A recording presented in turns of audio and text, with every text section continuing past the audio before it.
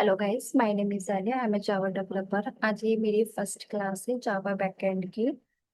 सो किसी भी लैंग्वेज को पढ़ने से पहले हमें गाइस ये पता होना चाहिए कि हम उस लैंग्वेज को क्यों पढ़ रहे हैं, क्या पर्पस है। और ये क्लास हमारी कंटिन्यू चलेगी।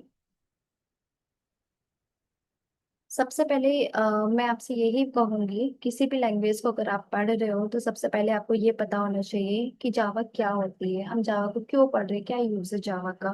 क्योंकि जो काम हमारा सी और सी प्लस प्लस लैंग्वेज में इजीली हो रहा था, कोई प्रॉब्लम नहीं थी, तो जावा को क्यों इन्वेंटेड किया गया है। ठीक है, अब जावा को क्यों इन्वेंटेड किया गया है, ये इंटरव्यू का सबसे मोस्ट इम्पोर्टेंट क्वेश्चन होता है। यहाँ फ्रेशर से ये क्वेश्चन जरूर पूछा जाता है कि वाई जावा इज इन्वेंटेड। सो आप ध्यान से देखना, एक एक वर्ड्स को ध्यान से स्टडी करना। जहाँ आपको प्रॉब्लम आएगी वो आप मेरे से डिस्कस इजीली कर सकते हो, कमेंट्स कर देना। अगर आपको मेरा कॉन्टेक्ट नंबर भी चाहिए होगा देन वो भी मैं आपको प्रोवाइड करूंगी।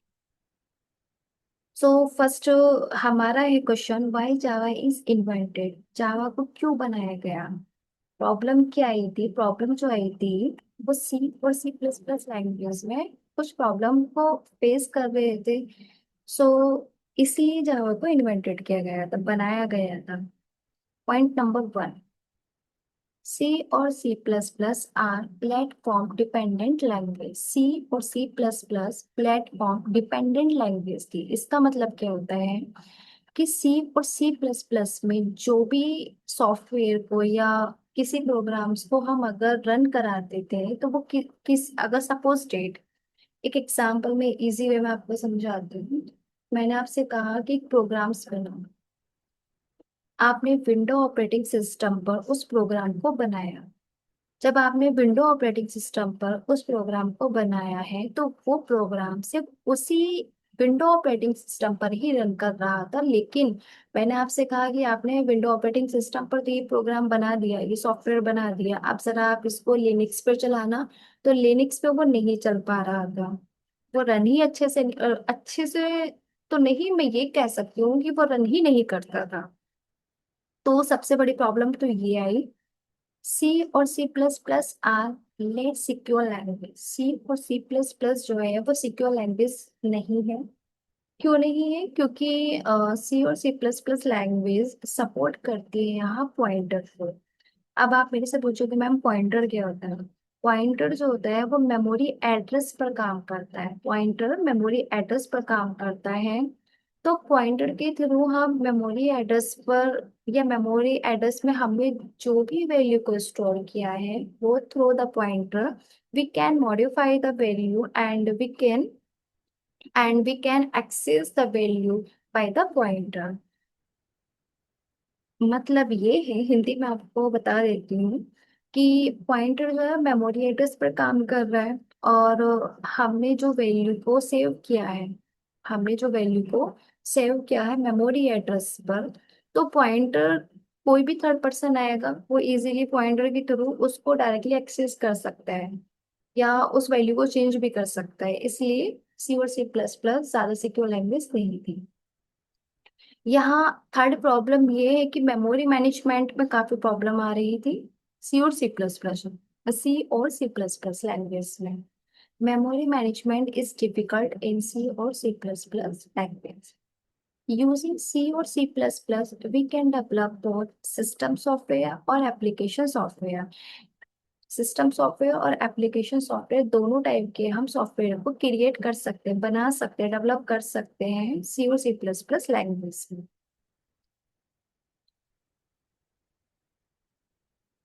Clear? Java, Java is a platform independent language. Java जो है हमारी वो प्लेटफॉर्म इंडिपेंडेंट लैंग्वेज है। इंडिपेंडेंट का मतलब ये है कि अगर हमने किसी सॉफ्टवेयर को जावा में बनाया है तो उस सॉफ्टवेयर को हम लिनक्स पे भी रन कर सकते हैं और उस सॉफ्टवेयर को हम विंडो ऑपरेटिंग सिस्टम पर भी इजिली रन करा सकते हैं। Java is more secure language. More Java is more secure language because it does not support pointer। यहाँ जो डायरेक्टली है वर्ड ये गलत है, इसको आप मेंशन मत करना।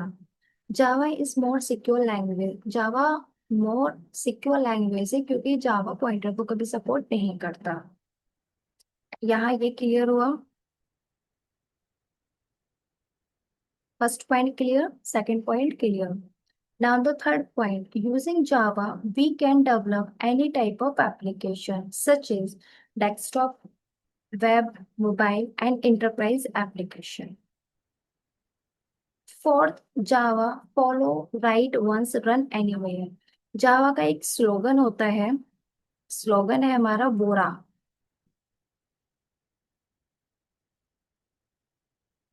बोरा, बोरा मतलब होता है राइट वंस रन एनीवेयर। इसका मतलब क्या है कि जावा में अगर आपने किसी सॉफ्टवेयर को बना दिया है, फिर उस सॉफ्टवेयर पर आप किसी भी ऑपरेटिंग सिस्टम पर इजीली रन कर सकते हो।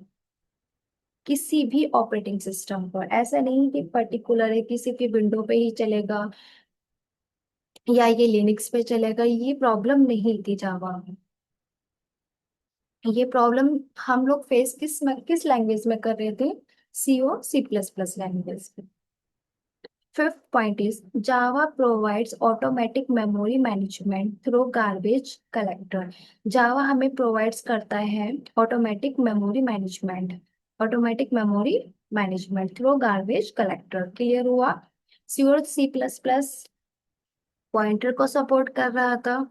सी और सी प्लस प्लस में जो प्रोग्राम्स हमने लिख दिया वो किसी और एनी प्लेटफॉर्म पर हम उसको रन नहीं कर पा रहे थे। एंड मेमोरी मैनेजमेंट में भी काफ़ी प्रॉब्लम्स हुई, काफ़ी प्रॉब्लम्स हमने फेस किए। और यूजिंग सी और C plus plus we can develop system software and application software. हम सिस्टम सॉफ्टवेयर भी बना सकते हैं और एप्लीकेशन सॉफ्टवेयर भी बना सकते हैं। क्लियर? अब इस प्रॉब्लम को हम सॉल्व कैसे करेंगे, ये हम बाद में सीखेंगे, लेकिन अभी हमें पढ़ना है कुछ इंपॉर्टेंट चीजें इसमें।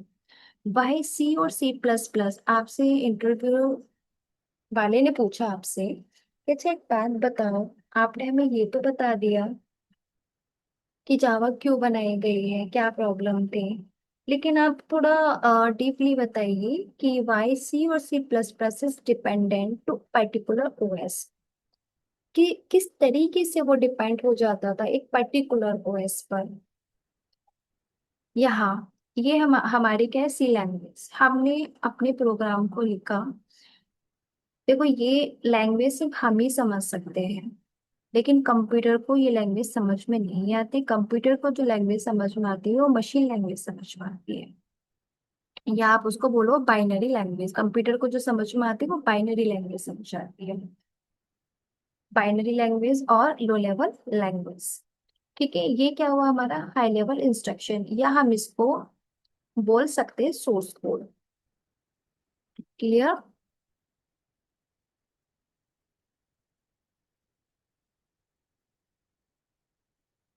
Source code, high level instruction या सोर्स कोड। हमने एक प्रोग्राम्स लिखा, ये प्रोग्राम जाएगा हमारे कंपाइलर भैया के पास। किसके पास गया? कंपाइलर भैया के पास। अब कंपाइलर भाई बड़े तेज है, कंपाइलर भाई डायरेक्ट तो ये नहीं देंगे ना प्रोसेसर को, डायरेक्ट ये प्रोसेसर नहीं देंगे। और हमारा प्रोग्राम कहाँ रन होगा? विंडो ऑपरेटिंग सिस्टम पर। किस पे बना रहे हैं हम? विंडो ऑपरेटिंग सिस्टम पर। ठीक है, ये ध्यान रखना। अब कंपाइलर भैया क्या करेंगे? कंपाइलर भैया जाएंगे दौड़कर विंडो ऑपरेटिंग सिस्टम के पास। किसके पास गए? विंडो ऑपरेटिंग सिस्टम के पास। यहाँ ये भैया बोलेंगे कि आपके छोटे भाई भी तो है जिसका नाम क्या है? Native function. क्या नाम है? Native function. यहाँ कंपाइलर विंडो ऑपरेटिंग सिस्टम के पास जाएंगे। किसके पास गए? कंपाइलर गए भागकर विंडो ऑपरेटिंग सिस्टम के पास। विंडो ऑपरेटिंग सिस्टम के पास एक विंडो ऑपरेटिंग सिस्टम का एक भाई है जिसका नाम है यहाँ नेटिव फंक्शन। ये रहा हमारा नेटिव फंक्शन। ये किसका भाई है? विंडो ऑपरेटिंग सिस्टम का, विंडो ऑपरेटिंग सिस्टम का।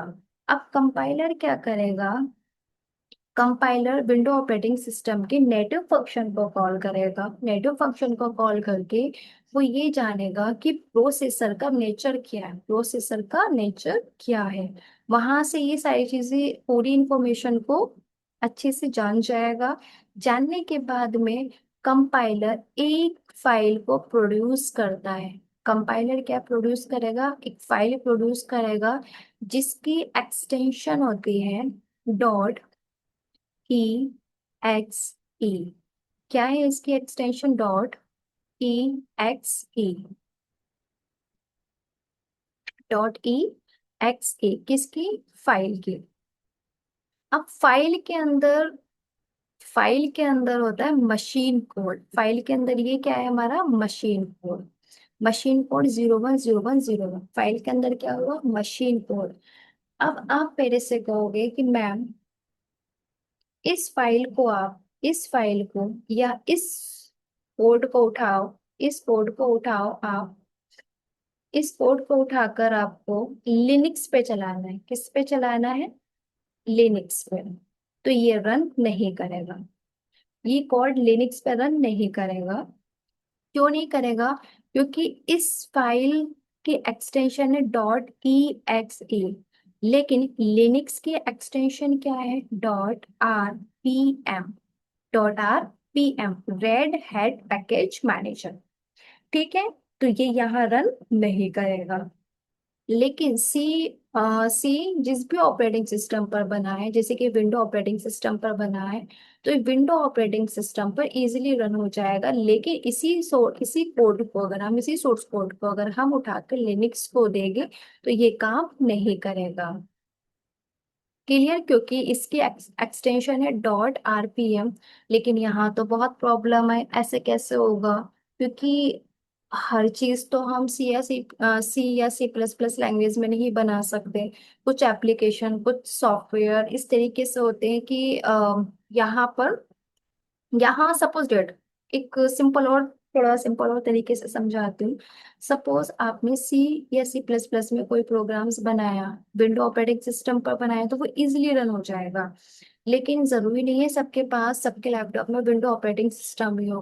कुछ लोग ऐसे होते हैं वो लिनक्स पे काम कर रहे हैं, तो यहाँ तो प्रॉब्लम आई ना। अब जाओ, अब क्या हुआ?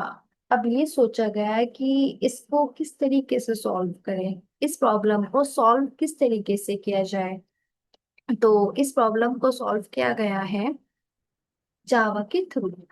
अब जावा भैया ने क्या काम करा? हमने एक कोड लिखा जिसको हम बोलते हैं सोर्स कोड। ठीक है, सोर्स कोड बोलेंगे या फिर हम इसको बोल सकते हैं हाई लेवल इंस्ट्रक्शन भी बोल सकते हो आप, सोर्स कोड भी बोल सकते हो। क्लियर? यहाँ क्या हुआ हमारा? ये सोर्स कोड। अब कंपाइलर भैया, जावा के पास भी कंपाइलर होता है। अब कंपाइलर भैया क्या काम करते हैं? इस सोर्स कोड को कन्वर्ट करते हैं, इस सोर्स कोड को कन्वर्ट करते हैं। ठीक, एक थोड़ा सिंपल और तरीका समझाती हूँ आपको जो इजीली और समझ में आ जाए। कंपाइलर भैया क्या करते हैं? कंपाइलर भैया सोर्स कोड को कन्वर्ट करते हैं बाइट कोड में। कन्वर्ट किस में करा? बाइट कोड में। Compiler is a predefined software that convert the source code into byte code। Convert किस में किया? बाइट कोड में किया। ठीक है, लेकिन अगर आपसे पूछा गया थोड़ा और ओपनली, थोड़ा और अच्छे से एक्सप्लेन करो, तो वो किस तरीके से करोगे वो मैं भी आपको बताती हूँ। Compiler convert the source code into dot class file, into dot class file, dot class file inside the byte code, dot class file inside the byte code. अब ये बाइट कोड जो होता है वो प्लेटफॉर्म डिपेंडेंट नहीं होता, independent होता है। इंडिपेंडेंट होता है कौन? Byte code. सिंपली आप, आपने एक प्रोग्राम लिखा, या आप इस तरीके से भी डिफाइन कर सकते हो, when Java program is executed. जब जावा का प्रोग्राम आप एग्जीक्यूट करते हैं तो compiler compiler convert the source code into a dot class file. Compiler convert the source code, कौन सा सोर्स कोड? ये वाला सोर्स का, ये वाला सोर्स कोड। तो कंपाइलर क्या कर रहा है? Compiler convert the source code into dot class file. Dot class file. Dot class file inside क्या होता है, डॉट क्लास फाइल के अंदर होता है हमारा byte code. Dot class file के अंदर क्या होता है हमारा बाइट कोड, और बाइट कोड क्या है हमारा, प्लेटफॉर्म इंडिपेंडेंट। बाइट कोड क्या है हमारा, प्लेटफॉर्म इंडिपेंडेंट। उसके बाद जेवीएम, ये वाला जो हमारा जेवीएम है, ये जेवीएम भैया क्या करते हैं, JVM interpreter. JVM interpreter convert किसको, इस बाइट कोड को। जेवीएम इंटरप्रेटर कन्वर्ट करता है इस बाइट कोड को, किस बाइट कोड को, इस बाइट कोड को कन्वर्ट करता है इनटू मशीन कोड में। किसमें कन्वर्ट करेगा, मशीन कोड में।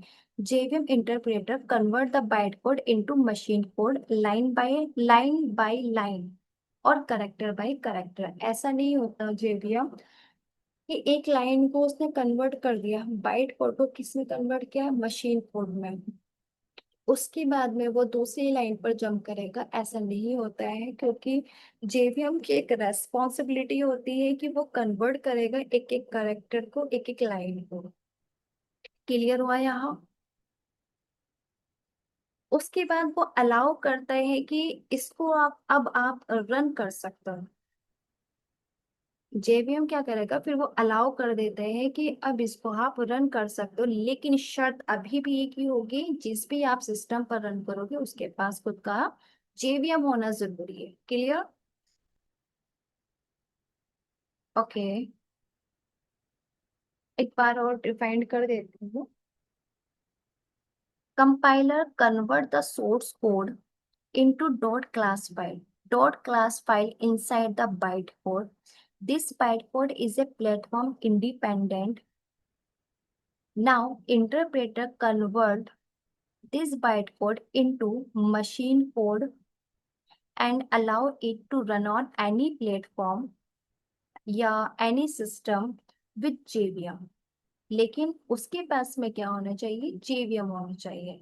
उसके बाद क्या होता है, ये आफ्टर इट प्रोसेस, फिर हमारा प्रोग्राम इजीली प्रोसेस हो जाता है। अब जो कोड बना है, कोड कौन सा बना है, जो बाइट कोड, देखो मशीन कोड, यहाँ भी तो इंटरप्रेटर कन्वर्ट कर रहा है ना बाइट कोड को मशीन कोड में। लेकिन वहां क्या प्रॉब्लम आ रही थी, यहाँ यहाँ देखो ध्यान से, यहाँ क्या प्रॉब्लम आ रही थी, यहाँ डायरेक्ट मशीन कोड बन रहा था, यहाँ डायरेक्ट मशीन कोड बन रहा था, लेकिन जावा ने यहाँ डायरेक्ट मशीन कोड ना बनाकर डॉट क्लास फाइल को बनाया। डॉट क्लास फाइल के अंदर है हमारा बाइट कोड। क्लियर हुआ। आगे की हम चैप्टर में पढ़ेंगे जीआरई क्या होता है, जेवीएम क्या होता है, और जीआईटी कंपाइलर क्या होता है। जीआरई का मतलब होता है, GRE stand for Java run time environment. जब भी प्रोग्राम्स को हम रन करते हैं, ये एनवायरमेंट प्रोवाइड करता है। जीआईटी का मतलब होता है just in time compiler, just in time compiler. ये चीजें बहुत इंपॉर्टेंट है guys, JRE, JVM and JIT. और प्रोग्राम सॉल्व, प्रॉब्लम कैसे सॉल्व हुई ये आपको पता होना चाहिए, बहुत ज्यादा इंपॉर्टेंट टॉपिक है ये। जितना भी अभी तक मैंने आपको कराया है सब बहुत इंपॉर्टेंट है। नाउ लास्ट स्टेप हमारा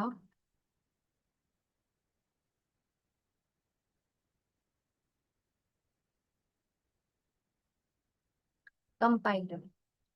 What is the compiler and what is the difference between the compiler and the interpreter? Compiler और interpreter के बीच में क्या different होता है, तो कैसे डिफाइन करोगे। Compiler is a predefined software that converts source code into bytecode. Compiler क्या है हमारा, predefined सॉफ्टवेयर होता है, यूनिवर्सल होता है compiler. Compiler is a predefined software that convert the source code. Compiler क्या कर रहा था, वहां सोर्स कोड को बाइट कोड में चेंज कर रहा था, और इंटरप्रेटर इस बाइट कोड को मशीन कोड में कन्वर्ट कर रहा है, लाइन बाय लाइन और करेक्टर बाय करेक्टर। ठीक है, आज का टॉपिक यही हम फिनिश करते हैं गाइस। अभी बहुत सारी थ्योरेटिकल चीजें हैं, लाइक इज द जावा को किसने डेवलप किया है, जावा के फीचर्स क्या है, जीआरई, जेवीएम, बाइट कोड क्या होता है। लेकिन नेक्स्ट क्लास में मैं आपको ये चीजें ना कराकर थ्योरेटिकल ज्यादा ना कराऊंगी, क्योंकि मैं एक थ्योरेटिकल लूंगी और उसके बाद में प्रैक्टिकल लूंगी, ताकि आप लोगों को भी प्रॉब्लम ना आए।